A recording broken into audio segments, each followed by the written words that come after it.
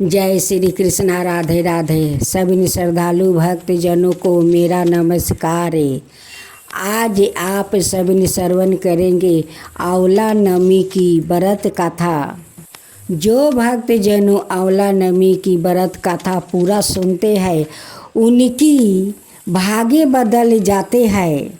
आंवला भगवान धन दौलत बाग बगीचे सब कुछ दे देते हैं। कार्तिक मास आंवला नवमी की कहानी व्रत के समय कही और सुनी जाती है। एक राजा था, उसका परन था। वो रोज 1.25 मन आंवले दान करके ही खाना खाता है। इससे उसका नाम आंवला राजा पर गया था। एक दिन उसके बेटे बहू ने सोचा कि राजा इतने सारे आंवले रोजाना दान करते हैं तो इस प्रकार तो एक दिन सारा खजाना खाली हो जाएगा। इसलिए बेटे ने राजा से कहा कि उसे इस तरह दान करना बंद कर देना चाहिए। बेटे की बात सुनकर राजा को बहुत दुख हुआ और राजा रानी महल छोड़कर वृंदावन जंगल में जाकर बैठ गया। राजा रानी आंवला दान नहीं कर पाए और परन के कारण कुछ खाया भी नहीं। जब भूख प्यास से 7 दिन हो गया तब भगवान ने सोचा कि यदि मैंने इसका परन नहीं रखा तो और इसका सत नहीं रखा तो विश्वास चला जाएगा। इसलिए भगवान ने जंगल में ही महल राज्य और बाग बगीचे सब बनवा दिया और ढेरों आंवले के पेड़ लगवा दिया। सुबह राजा रानी उठे तो देखे कि जंगल में उनके राज्य से भी दोगुना राज्य बसा हुआ है। राजा रानी से कहने लगे, रानी देखती हो कहते हैं सत मत छोड़ो, सुरमा सत छोरा पत जाए, सत्य की छोरी लक्ष्मी फेर मिलेगी आए। आओ नहा धोआ कर आंवले दान करे और भोजन करे। राजा रानी ने आंवले दान करके खाना खाया और खुशी खुशी जंगल में रहने लगे। उधर आंवले देवता का अपमान करने और माता पिता से बुरा व्यवहार करने के कारण बहू बेटे के बुरे दिन आ गया। राज्य दुश्मनों ने छीन लिया। दाने दाने को मोहताज हो गया और काम ढूंढते हुए अपने पिताजी के राज्य में पहुंच गया। उनके हालत इतने बिगड़े हुए थे कि पिता ने उन्हें बिना पहचाने हुए काम पर रख लिया। बेटे बहू सोच भी नहीं सकते कि उनके माता पिता इतने बड़े राज्य के मालिक भी हो सकते हैं। सो उन्होंने भी अपने माता पिता को नहीं पहचाना। एक दिन बहू ने सास के बाल गूंथते समय उनकी पीठ पर मासा देखी थी। उसे यह सोचकर रोने आने लगा कि ऐसा मासा मेरी सास के भी थी। हमने यह सोचकर उन्हें आंवले दान करने से रोका था कि हमारा धन नष्ट हो जाएगा। आज वो लोग ना जाने कहाँ होंगे। यह सोचकर बहू को रोना आने लगा और आंसू टपक टपक कर सास की पीठ पर गिरने लगी। रानी ने तुरंत पलट कर देखी और पूछी कि तू क्यों रो रही है। उसने बताया कि आपकी पीठ पर जैसा मासा मेरी सास के भी पीठ पर भी था। हमने उन्हें आंवले दान करने से मना कर दिया था, इसलिए वो घर छोड़कर कहीं चली गई। तब रानी ने उन्हें पहचान लिया। सारा हाल पूछा और अपना हाल बताया।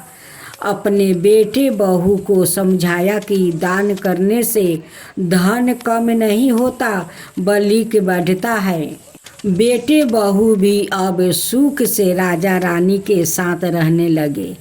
हे भगवान, जैसा राजा रानी का सत्य रखा वैसा ही सबका सत्य रखना। कहते सुनते सारे परिवार का सुख रखना। बोलो आंवला देवता की जय, आंवला भगवान की जय। कार्तिक मास से तुलसी विवाह से जोड़ी पुरानी की कथा। आइए हम सब सुनते हैं तुलसी विवाह कथा। माता तुलसी का असली नाम बिंदा था। उनका जन्म राक्षस कुल में हुआ था, लेकिन वह श्री हरि विष्णु की परम भक्त थी। बिंदा जब बड़ी हुई तो उनका विवाह जलंधर नाम का असुर से करवा दिया गया। बिंदा भगवान विष्णु की परम भक्त तो थी ही, साथ ही वह पतिव्रता स्त्री भी थी।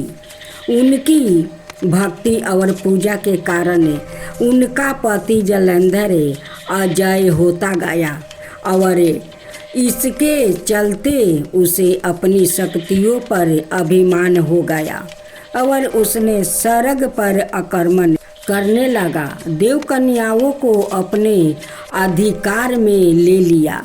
इससे क्रोधित होकर सभी देव भगवान श्री हरि विष्णु की शरण में गया और जलंधर के आतंक का अंत करने की प्रार्थना की। परंतु जलंधर का अंत करने के लिए सबसे पहले उसकी पत्नी बिंदा का सतीव्रता भंग करना अनिवार्य था। भगवान विष्णु ने अपनी माया से जलंधर का रूप धारण कर तो लिया, बिंदा के पतिव्रता धर्म को नष्ट भी कर दिया और इसके परिणाम में सवारूप जलंधर की शक्ति छीन हो गई और वह युद्ध में मारा गया। लेकिन जब बिंदा को श्री हरि के छल का पता चला तो उन्होंने भगवान विष्णु से कहा, हे नाथ, मैंने आजीवन आपकी आराधना की है, आपने मेरे साथ ऐसा घृणा कैसे किया? इस प्रश्न का कोई उत्तर श्री हरि नहीं दे पाए और तब बिंदा ने भगवान विष्णु से कहा कि आपने मेरे साथ एक पाषाण की तरह व्यवहार किया है। मैं आपको श्राप देती हूँ कि आप पाषाण बन जाए। यह कहते ही भगवान श्री हरि पत्थर समान हो गया और सृष्टि का संतुलन वो बिगड़ने लगा। तब देवताओं ने बिंदा से याचना की कि वो अपना श्राप वापस ले ले।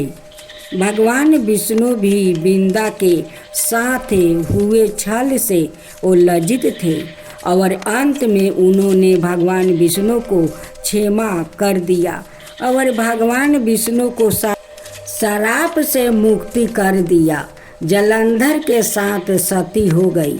बिंदा की राख से एक पौधा निकली जिसे श्री हरि विष्णु ने तुलसी नाम दिया और वरदान दिया कि तुलसी के बिना मैं किसी भी प्रसाद को ग्रहण नहीं करूँगा।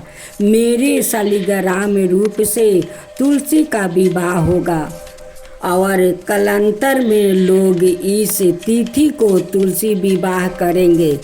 उन्हें सुख और सौभाग्य की प्राप्ति होगी। तो बोलो तुलसी मैया की जय, शालिग्राम भगवान की जय। तुलसी माता जी की आरती। जय जय तुलसी माता मैया, जय तुलसी माता, सभी जग की सुखी दाता, सबकी बड़ी माता। जय तुलसी माता मैया, जय तुलसी माता, सब योग से ऊपर, सब योग से ऊपर रज से लाचा करके सभी की भाव कराता। जय तुलसी माता मैया जय तुलसी माता। बटु पुत्रा हे सयामा सूर्य बनिएगा रामा। विष्णु प्रिया जो नर तुमको सेवे सो नर तर जाता। जय तुलसी माता मैया जय तुलसी माता। हरि के शीस विराजते त्रिभुवन से हो वंचित। पतित जनों की तारानी पतित जनों की तारानी तुम्हें हो दिखाता। जय तुलसी माता मैया जय तुलसी माता। लेकर जन्म विजन में आई दिव्या भवन में। लेके जन्म विजन में आई दिव्या भवन में। मानव लोक तुम्हीं से सुखी संपत्ति पाता। जय तुलसी माता जय तुलसी माता। हरि को तुम अति प्यारी सामा बरन सुकुमारी। प्रेम अजीब है आपका प्रेम अजीब है आपका। तुमसे कैसा नाता किया है तुमसे कैसा नाता किया है। हमारी विपत्ति हरो तुम्हें कृपा करो माता। हमारी विपत्ति हरो तुम्हें कृपा करो माता। जय तुलसी माता मैया जय तुलसी माता।